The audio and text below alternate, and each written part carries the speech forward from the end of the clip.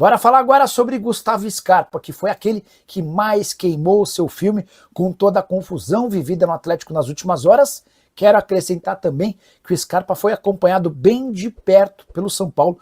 Posso assegurar que no tricolor o Scarpa seria visto como uma grande contratação. Pois bem, primeiro quero falar sobre a situação do Scarpa no Galo. Ele é apontado por dirigentes e também por homens do departamento do futebol como o grande articulador de toda essa rebelião, que quase culminou numa debandada de jogadores do Atlético. Desde a semana passada, quando eu informei sobre 2 reuniões entre jogadores e dirigentes, era o Scarpa o mais revoltado com a falta de pagamento e de cumprimento das promessas que haviam sido feitas pelo Atlético. O Scarpa levou o caso para uma notificação extrajudicial, embora não tenha tido a mesma coragem do Rony de procurar a justiça. Diante desse cenário, tenho certeza que ninguém no Galo vai admitir, mas o Scarpa perdeu, queimou o filme com dirigentes. Ouvi até que um dos acionistas cogitou a possibilidade de pedir a negociação do Scarpa para que ele saísse do grupo e não fizesse mais parte do elenco. A tendência é que exista uma composição, especialmente a partir da quitação de todas as dívidas que estão pendentes. O pagamento deve começar a ser feito a partir dessa quarta-feira. Onde é que o São Paulo entra nessa história? Em meio a todo o noticiário de ações e notificações, São Paulo foi avisado de que o Scarpa estava cogitando deixar o Atlético. E o Scarpa é muito bem avaliado pelo pessoal da comissão técnica e também pela diretoria.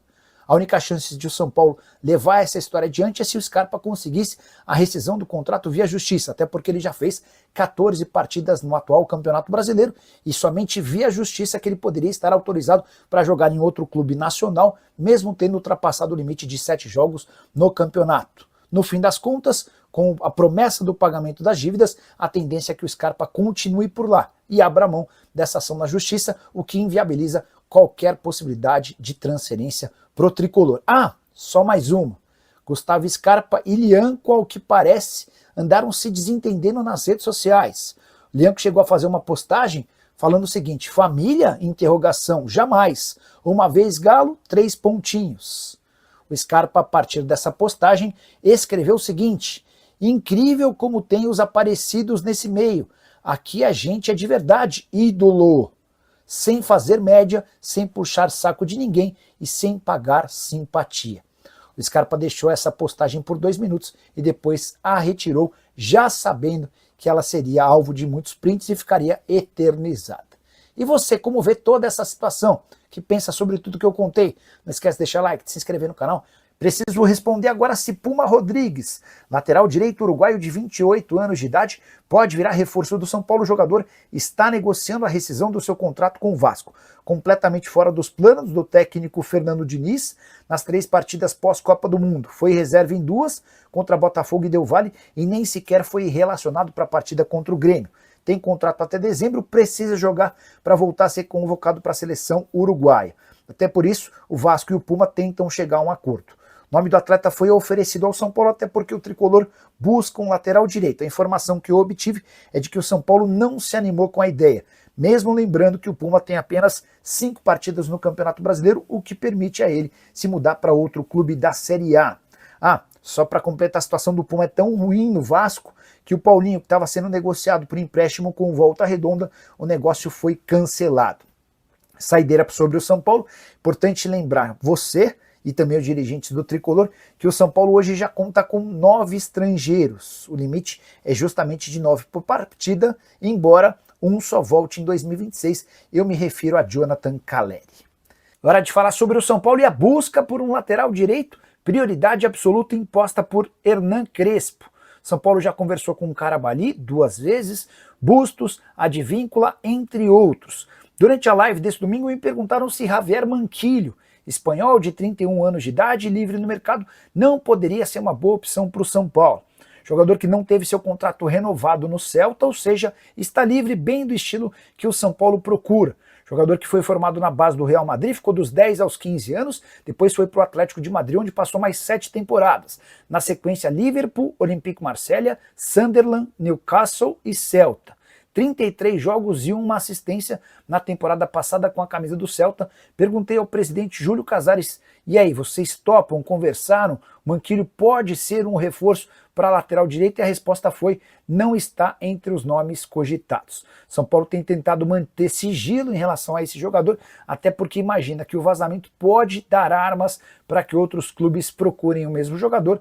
Afinal de contas, lateral direito no futebol brasileiro virou peça de extinção. Só para completar, além do lateral direito, o São Paulo ainda busca mais um atacante de lado de campo e se puder contratar um meia também virá. Sobre o Oscar, contei para vocês, exames apontaram fraturas em 3 costelas, ele vai precisar, na L1, L2 e L3, ele vai precisar de 4 a 8 semanas, tempo de recuperação do jogador.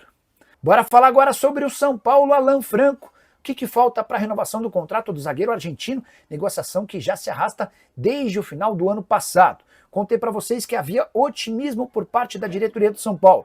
Isso porque entre São Paulo e Alan Franco está tudo certo. Salário, direito de imagem, luvas, renovação para lá de importante, até porque o vínculo se encerra em dezembro e o Alan Franco já pode assinar um pré-contrato com qualquer outro interessado.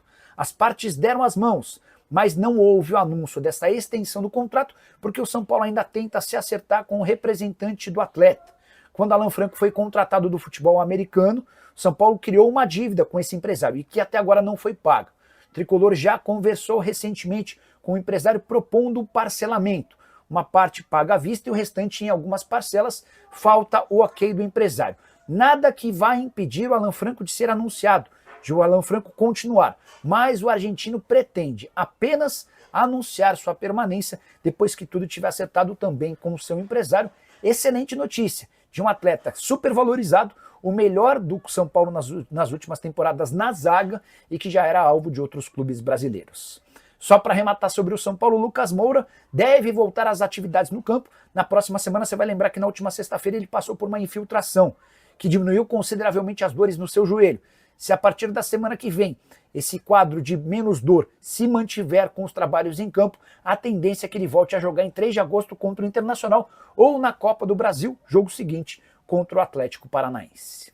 Quero responder agora se o São Paulo está no mercado em busca de um meia atacante. E essa pergunta se faz necessária depois da venda do Alves para o CSKA e da lesão de Oscar, que não deve jogar pelos próximos 2 meses. Ele teve fratura em 3 vértebras da coluna e passa por esse momento delicado, embora sem a necessidade de uma cirurgia.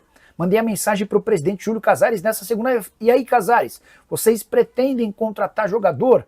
A prioridade no São Paulo hoje é encontrar um lateral direito. Depois do lateral direito, um atacante de lado de campo. Dessa maneira, dá para dizer que o São Paulo só contratará um meio atacante para vestir a camisa 10 se pintar uma baita oportunidade de mercado. Do que se trata uma baita oportunidade de mercado?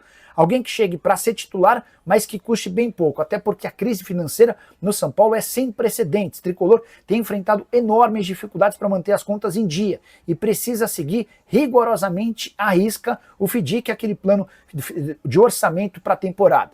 Contei para vocês na semana passada de forma exclusiva que o São Paulo fechou o primeiro semestre com 32 milhões de reais de prejuízo, mas com 14 milhões de reais acima daquilo que estava estabelecido pelo orçamento. Dessa maneira dá para dizer que apesar dos números ruins, o São Paulo tem seguido à risca aquilo que foi planejado. Só para arrematar, em relação ao tricolor, Gonzalo Tapia, que estreou no sábado contra o Corinthians, foi apresentado de forma oficial nessa segunda-feira, dando entrevista coletiva.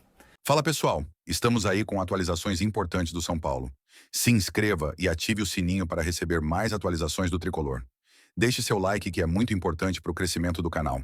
Utilize o espaço aqui embaixo para registrar sua opinião.